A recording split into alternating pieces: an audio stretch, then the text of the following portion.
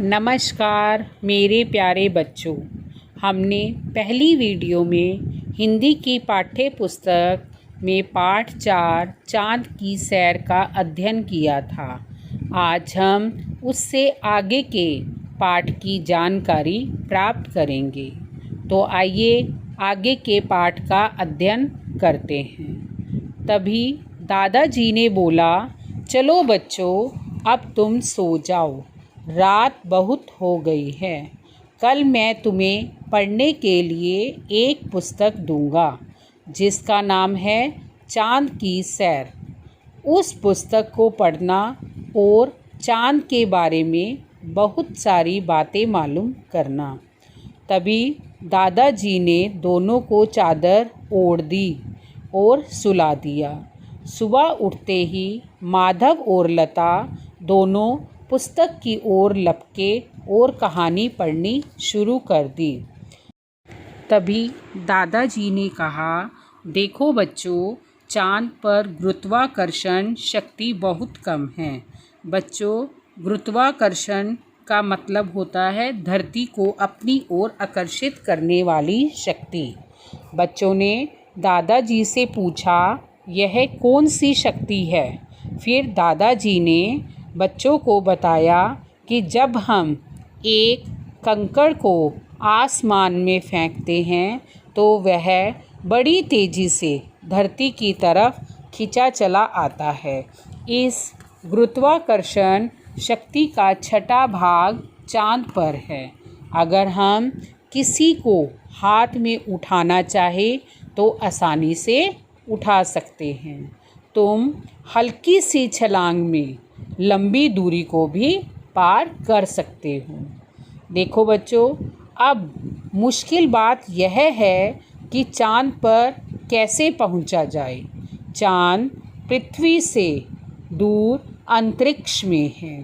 वहां जाने के लिए विमान की नहीं, अंतरिक्ष यान की ज़रूरत होती है। चाँद पर हवा ना होने के कारण आवश्यकता अनुसार हवा भी साथ ले जाई जाती है। एक ज़रूरी बात यह है कि अंतरिक्ष की यात्रा के लिए विशेष वस्त्रों की भी ज़रूरत होती है और अंतरिक्ष में पृथ्वी जैसा भोजन नहीं मिलता। वहाँ केवल शक्तिदायक पौष्टिक गोलियाँ ही खा सकते हैं। शक्तिदायक का मतलब होता है बच्चों, ताकत देने वाली। और प्यास बुझाने के लिए केवल फलों का रस ही पी सकते हैं। और बच्चों, अंतरिक्ष यान में हम चल नहीं सकते बल्कि तैर सकते हैं, क्योंकि वहाँ पर चुंबकीय शक्ति नहीं होती। बच्चों, चुंबकीय शक्ति का मतलब होता है अपनी ओर आकर्षित करने वाली ताकत। दादाजी ने कहा, प्यारे बच्चों, क्या आप जानते हैं कि चाँद की ज़मीन पर सबसे पहला कदम किस व्यक्ति ने रखा? बच्चों, चाँद की ज़मीन पर पहला कदम नील आर्मस्ट्रॉन्ग ने रखा। 20 जुलाई 1969 को अंतरिक्ष यान में चाँद के पास 3 व्यक्ति पहुँचे।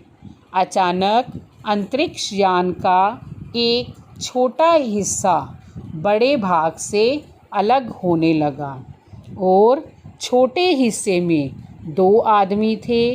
वह चाँद का चक्कर लगा रहे थे।